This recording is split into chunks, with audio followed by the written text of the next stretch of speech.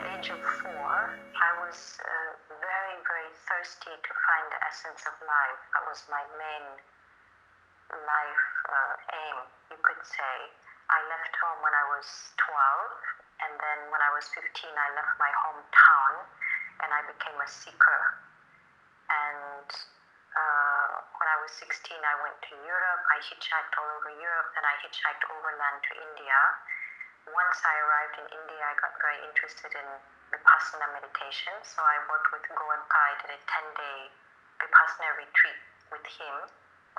And then I went to Mumbai to do a month-long retreat, and while I was in Mumbai, I met Osho, which was good fortune.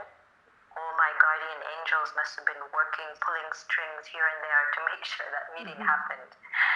And then I remained with Osho in his community for the next 26 years. So when I met him, I was 17, and that was in 1973. You know, my ancestors are from Ireland, Scotland, England, but a lot came from Ireland. So I'm really looking forward to ground myself into that ancestral energy.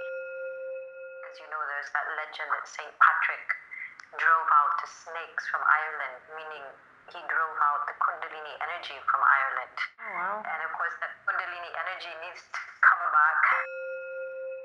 So I feel that Tantra is really, really special for Irish people.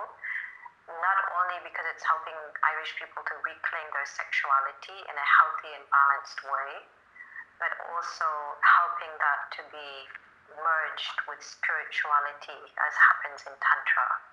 We open up our sexual flow, the flow of love, and the flow of our spiritual essence. You know, when I'm speaking about Tantra, I like to talk about the word, because the word has been so much misunderstood. So Tantra is a Sanskrit word, and it means to weave. If we think of weaving, imagine there is a vertical thread, a horizontal thread coming together, and then when there's many of those, that creates a cloth. And similarly, in Tantra, we're bringing together the horizontal aspect of the human being, which is more our hedonistic or animalistic aspect, and our divine spiritual aspect. These are being woven together, and we come to the one cloth, which is the wholeness of who we are. So this is one of the profound meanings of the word Tantra. Another meaning is transformation of poison into nectar, taking areas within the human being, the psyche or body that normally would be considered challenging, and applying meditation to those aspects. And what would normally be very challenging or gross is transformed into its divine aspect through the practice of Tantra meditation. So that's the alchemical transformation of poison into nectar. Suitable for everyone, for women, for men, for couples, for any age. On that evening, I'm going to focus on the universal heart meditation.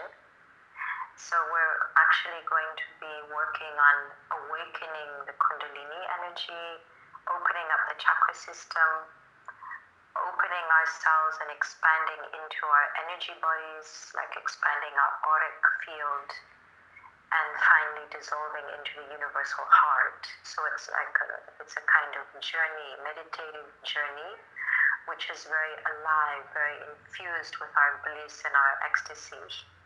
And people can choose to do this meditation either on their own or with a partner as they like.